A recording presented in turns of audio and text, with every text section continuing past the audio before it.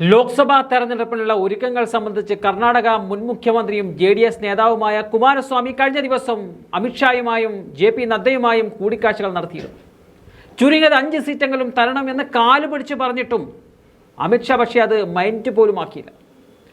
28 സീറ്റുകളുള്ള കർണാടകയിൽ വെറും 3 സീറ്റുകൾ മാത്രമാണ് ജെ.ഡി.എസിന് നൽകാൻ ഇപ്പോൾ ധാരണയായിരിക്കുന്നത്. കഴിഞ്ഞ തവണ ബി.ജെ.പി 25 സീറ്റുകൾ വിജയിച്ചിരുന്നു. ആ സീറ്റുകളിൽ ബി.ജെ.പി തന്നെ മത്സരിക്കുമെന്നും ബാക്കി വരുന്ന 3 സീറ്റുകൾ ജെ.ഡി.എസിന് നൽകാമെന്നുമാണ് അമിത്ഷാ കുമാരസ്വാമിയോട് പറഞ്ഞിരിക്കുന്നത്. കഴിഞ്ഞ തവണ ജെ.ഡി.എസ് തങ്ങളുടെ കുടുംബ മണ്ഡലമായ ഹാസനിൽ മാത്രമാണ് ജയിച്ചത്. അതുകൊണ്ട് തന്നെ ഹാസനും മാണ്ഡ്യയും പിന്നെ കോലാർ, ബാംഗ്ലൂരു റൂറൽ, തുംകൂർ എന്നിവിടങ്ങളിൽ നിന്നും ഏതെങ്കിലും ഒരു സീറ്റുമാണ് ബി.ജെ.പി ജെ.ഡി.എസിന് നൽകാമെന്ന് പറഞ്ഞിരിക്കുന്നത്. ഇപ്പോൾ ബി.ജെ.പി ജെ.ഡി.എസിന് നൽകിയിരിക്കുന്ന സീറ്റുകൾ ദക്ഷിണ കർണാടകയിലാണ്. എന്നാൽ തങ്ങളുടെ രാഷ്ട്രീയം നിലനിന്നു പോകാൻ ചുരുങ്ങിയത് 5 സീറ്റുകളെങ്കിലും വേണം എന്നതാണ് കുമാരസ്വാമി പറയുന്നത്. മാത്രമല്ല വടക്കൻ കർണാടകയിലും ഒരു സീറ്റ് ജെ.ഡി.എസ് ആവശ്യപ്പെടുന്നുണ്ട്. നിലവിൽ ഹാസനയിൽ ദേവഗൌഡയുടെ ചെറുമകനും സിറ്റിംഗ് എംപിയുമായ പ്രജ്വൽ രേവണ്ണയാണ് ജനപ്രതിനിധി. എന്നാൽ ഇത്തവണ അദ്ദേഹം മത്സരിക്കുമോ അതോ കുമാരസ്വാമിയുടെ മകൻ നിഖിൽ കുമാരസ്വാമി മത്സരിക്കുമോ എന്നതാണ് അറിയേണ്ടത്. പ്രജ്വൽ രേവണ്ണ മത്സരിക്കാൻ തയ്യാറാവുമെങ്കിലും അദ്ദേഹത്തിൻ്റെ പാർട്ടിയിൽ വലിയ സ്വാധീനമില്ല.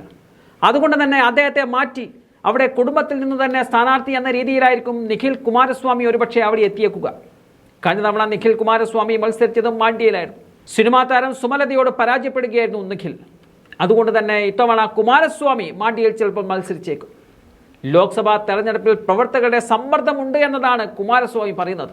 എന്നാൽ ഇപ്പോഴത്തെ ജെ.ഡി.എസിൻ്റെ അവസ്ഥയിൽ കാര്യങ്ങൾ തീരുമാനിക്കുന്നത് അപ്പനും ഞാനും സുഭദ്രയും എന്ന പോലെ ദേവഗൌഡയും മകൻ കുമാരസ്വാമിയും അദ്ദേഹത്തിൻ്റെ മകൻ നിഖിൽ കുമാരസ്വാമിയുമാണ് എന്നതാണ് യാഥാർത്ഥ്യം.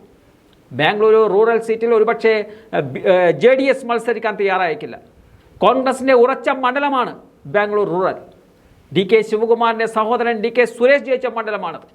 ഒരുപക്ഷെ പ്രിയങ്ക ഗാന്ധി കർണാടകയിൽ വരികയാണെങ്കിൽ ആ മണ്ഡലം ഒഴിഞ്ഞുകൊടുക്കാനാണ് സംസ്ഥാന ഘടകത്തിൻ്റെ തീരുമാനം. ജെ.ഡി.എസിന് ആ സീറ്റ് ആത്മഹത്യാപരമാണ് എന്നുള്ളത് കൊണ്ട് തന്നെ ആ സീറ്റ് ബി.ജെ.പിക്ക് തന്നെ നൽകാനാണ് തയ്യാറാവുക. അങ്ങനെയെങ്കിൽ ബി.ജെ.പി സ്ഥാനാർത്ഥി സി.പി. യോഗേശ്വർ ഒരുപക്ഷെ അവിടെ മത്സരിച്ചേക്കും. കഴിഞ്ഞ ദിവസം 45 മിനിറ്റോളം നടത്തിയ ചർച്ചയിലായിരുന്നു അമിത്ഷായും കുമാരസ്വാമിയും ജെ.പി. നദ്ദയും ഈ തീരുമാനത്തിലേക്ക് വരുന്നത്. എന്നാൽ വെറും 3 സീറ്റിൽ മാത്രം ജെ.ഡി.എസിനെ ഒതുക്കാനാണ് ബി.ജെ.പി ശ്രമിക്കുന്നത്.